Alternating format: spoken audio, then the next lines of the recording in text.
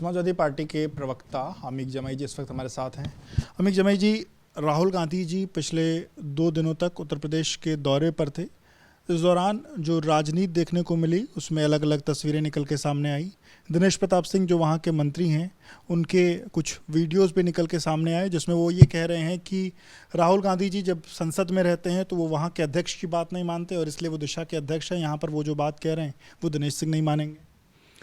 देखिए, सबसे पहली बात तो कल आदरणीय एलओपी जी के साथ जो कुछ हुआ, भारतीय जनता पार्टी की सरकार के मंत्री दिनेश प्रताप सिंह ने जिस तरह से सड़क पर जाके उनका रास्ता रोकने का काम किया और जो बदतमीज़ी हुई दिशा की बैठक में, आप सोचिए कि देश का एलओपी कितनी गौरव का विषय है कि वो सारे विधायकों के साथ, बीजेपी के साथ, सबके साथ बैठ के कैसे रायबरेली का जो है प्रगतिशील भविष्य हो सकता है, हम आगे क्या कर सकते हैं।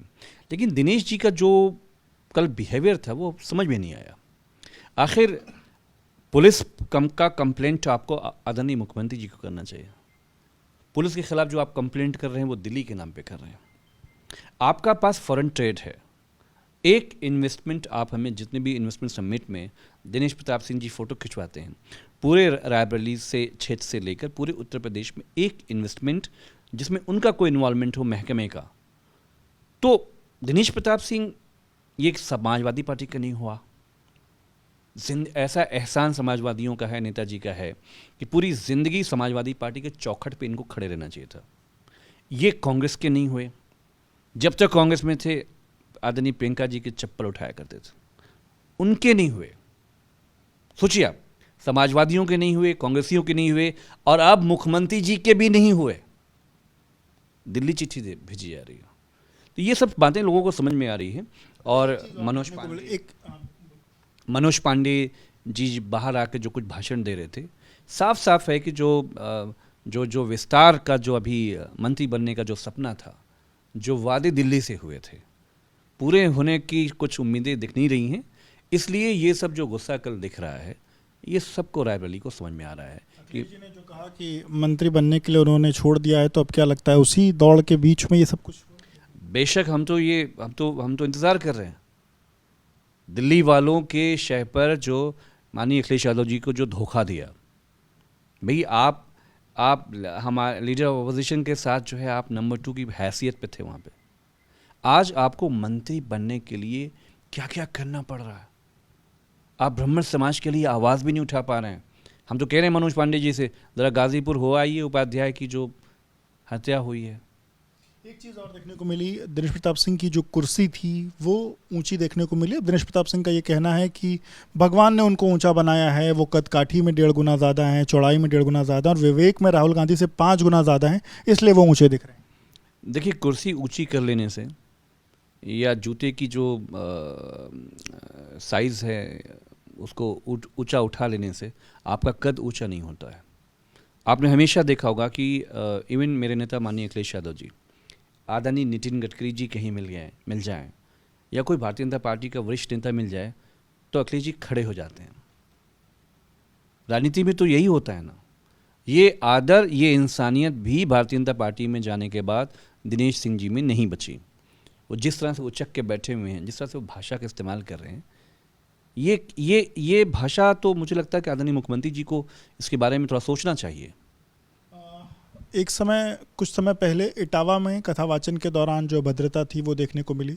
लखीमपुर खीरी की कल की एक घटना जिसका एक वीडियो भी सोशल मीडिया पर वायरल हो रहा है, जिसमें जाति छुपाकर कथा कहने की बात निकल के सामने और उसके बाद जो लोग कथावाचन कर रहे थे उनसे माफ़ी मंगवाई गई। देखिए, हमारा सिर्फ ये कहना है, समाजवादियों का हम लोग धर्म के विषय पर बात नहीं करते।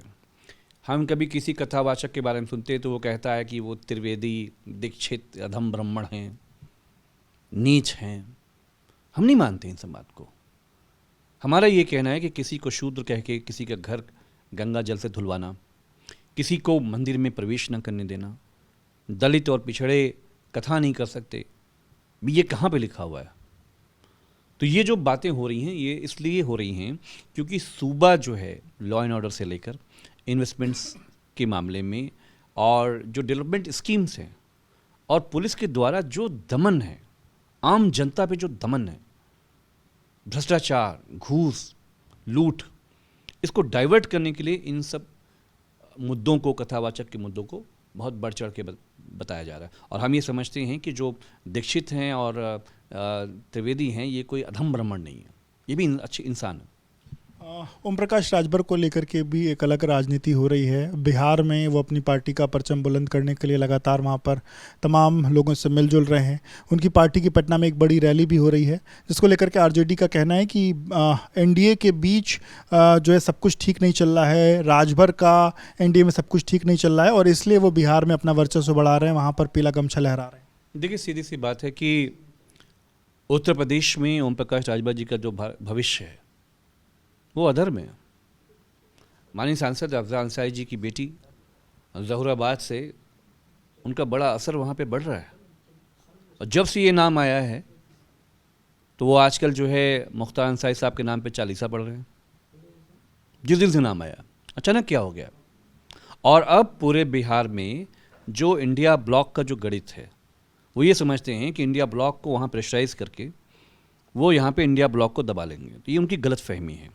आपका पुलिस नहीं सुनता है, राजभर समाज प्रत्येक थानों में पीटा जा रहा है, चाहे वो हों, उनके बेटे हों, कौन उनकी बात को सुनता है।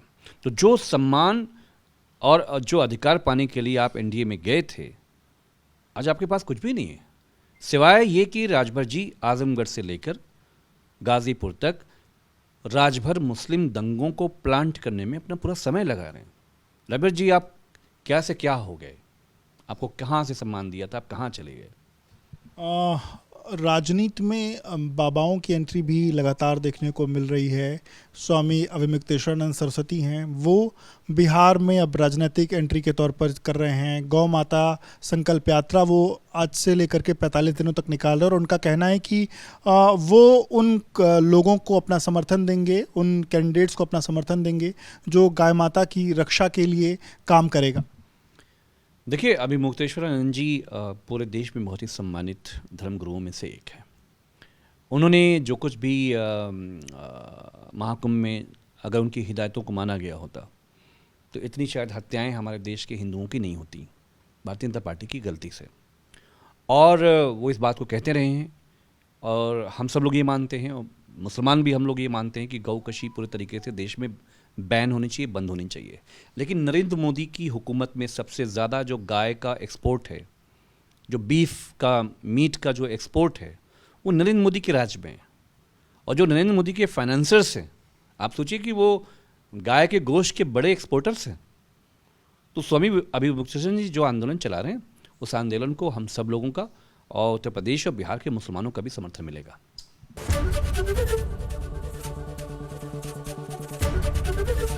एबीपी गंगा, खबर आपकी, जुबान आपकी।